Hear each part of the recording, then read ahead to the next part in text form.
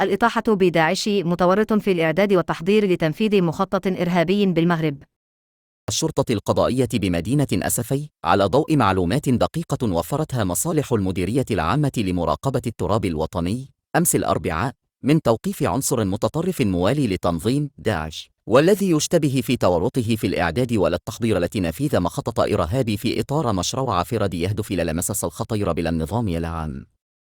وأضاف أن عمليات التفتيش المنجزة بمنزل للمعني الأمر مكنت من حج شريط مرئي يتضمن بيعته المزعومة لتنظيم داعش، ويشهد فيه على عزمه الالتحاق بمعسكرات القتال التابعة لهذا التنظيم.